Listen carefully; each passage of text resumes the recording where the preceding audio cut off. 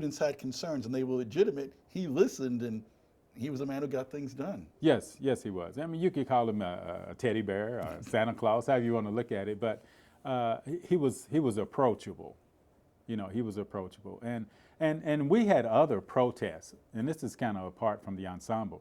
There were other protests that took place on campus. We even went downtown and had protests.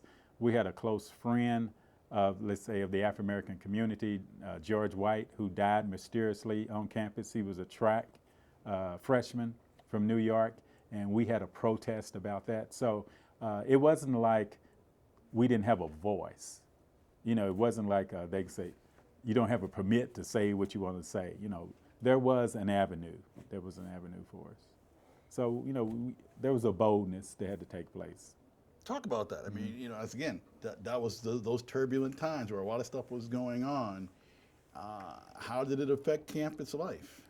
Yeah, it's, you know, Easton, you know, it's, you know, the Monday through Friday, it was just like going to school. It's just going to school. It seemed like the weekends is where, if it wasn't ball games, if there was idleness, it seemed like it could breed an opportunity for some discontent. You know, but if the more we were busy and doing things, so the ensemble helped in that, because come Sunday morning, we were hopping on the bus going somewhere. You know, during the week we had the practice. So if you were conscious about pursuing your degree, you didn't have a lot of idle time. But if the time was idle, then there was opportunity for discontent. So, but it was justifiable, meaning that change had to come, you know, and someone had to set the spark, someone had to be involved. So it was our opportunity to be involved. You know, we didn't come here really to change the world, because, you know, college, it was like, this is more idealistic than, you know. Today probably is more cynicism, but we probably had more hope than maybe some of the kids today. We still, you know, believe that it's possible. One of our signature songs in the ensemble was "The Impossible Dream," you know, and "You Never Walk Alone" was another signature song. So it was the substance of some of those songs that, though we were singing them, I think they stayed resonant in our spirit as well to help guide us. What was the environment like when you left campus to go downtown Richmond? Well, you know, you know, every once in a while we might run into problems, but you know, the county was dry and the city was wet. Okay, as African American students, sometimes we had problems with some of the black males in town, because it seems like we might be in threats on their territory. You know what I mean? That probably was a bigger problem. I don't really remember any real altercations with anyone that was called Cajun, you know, occasional name or something like that, but nothing I hadn't heard before, you know what I mean? But sometimes just going to, we had places called Larkin's, the Metropolitan Club, and now it's the Magic Moment. Those places like that, we had homecoming events where somebody got shot, you know, not killed, but shot, you know. We had issues, but it's mostly amongst ourselves, you know, than outside of the black family. Right. Both your compadres have talked about Dr. Burge. What was it about him, you know, because I guess there was only one of the black faculty on campus at that time. Mr. Way, right. But I mean, Dr. Burge just seemed to be like the godfather for all of you all. You're right, you know, and really we met with his wife, Marion Berge. She lives in Louisville now, retired. Dr. Burge passed a few years ago. And Marion, one of her conversations, she said to us, she showed us a picture when she was young, and this was her mother, and she said, my mother told me two things, and one of them was, make sure you marry a Democrat, okay? So we just think Dr. Burge was a person about being fair, had a social consciousness, you know, would stand in the gap for you, you know. He was like a big Santa Claus, as I mentioned, even more so than Dr. Martin. I mean, he stood in the gap. He really stood in the gap for us, for not only the ensemble, but also for the Omega Psi Phi fraternity. He may be an instrumental in the establishment of the the Delta Sigma Theta chapter, because they went over within weeks of us. So he may have been instrumental, but I'm not really privy to their meetings. But I can believe, I don't know who else would have been on campus other than him. So, but a fair person, very fair, and loves football. He loved Eastern, and he tailgated probably right up to the end of his life, really. He's and really an accepting man, and you can listen to him. He's like you have a problem, being an ombudsman, but naturally he fit that role. When you think about it, what is it that Eastern did for you that you think helped make you successful in life? Well, I think the college experience, I'm not saying I could not have been successful somewhere else, but I never felt at Eastern that I would not succeed. So the avenue was there. I had to go in and inherit it. I had to study. Maybe I'm somewhat of a bookworm, but a friend of mine, another frat brother who's in the choir, Reverend Hugh Armstrong Jr. today, he and I used to study together, and we would slip on Temptations in the Mellow Mood, and we would study English lit. We made a good time of it. So the alternative was going to Vietnam. Who wanted to go to war? I mean, even once they had the lottery, and I had a decent lottery number, still the focus was pursuing that degree. And I am the first college graduate in my family, and then followed by my two sisters. So it was important. My mother was a domestic worker in the laundromat at a major hospital in Louisville. My father worked in a plant, though they severed and divorced, suffered from alcoholism. So it was important to achieve.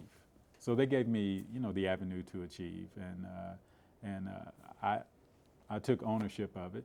And I think that's what we all need to do, is decide on what you want to do, and then take ownership, of your pursuit. I've heard others say too, it's like,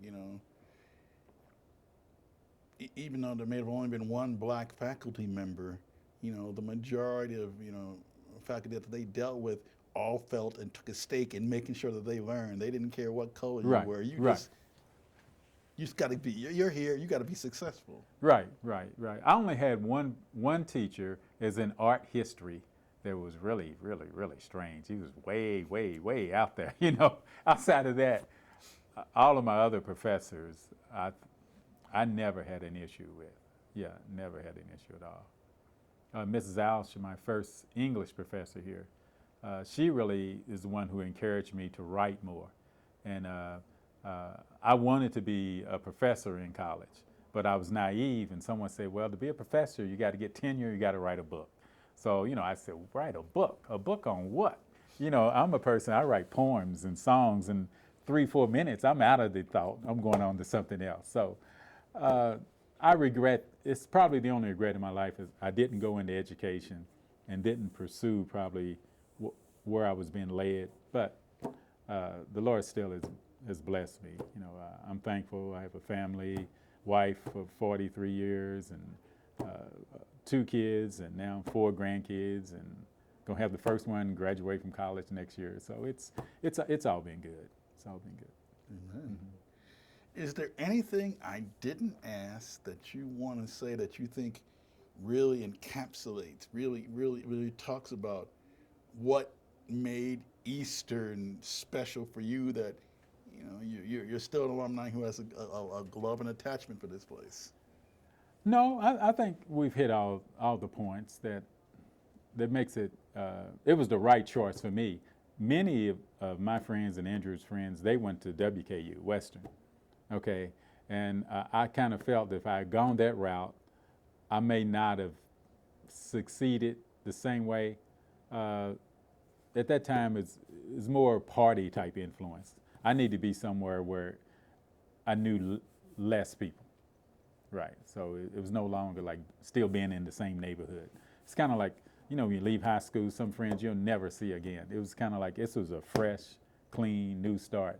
When I started, maybe today I'm 6'1", maybe 200 pounds. when when I when I went to high school, I was 5'3", weighed about 138 pounds. You know what I mean? So my life didn't blossom until towards my latter part of high school years. So it was a growing up period for me, and I love to play basketball. I always went to a school that had too many athletes, so I had to play in the band. You know what I mean?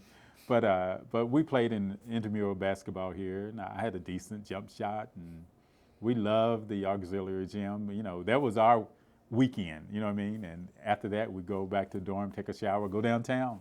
You know, so it was fun.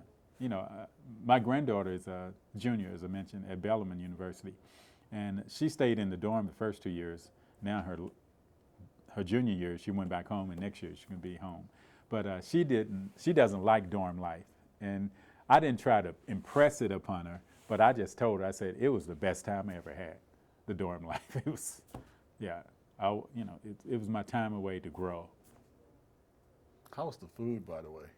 Oh, Big E burgers we had. I don't know if they still have them today. Foot-long chili hot dogs. I mean, in Maddox Hall, we could go right downstairs, and the grill used to be there. It's some other office that's in there now, some type of traffic or something, security or parking permits. But the food was decent.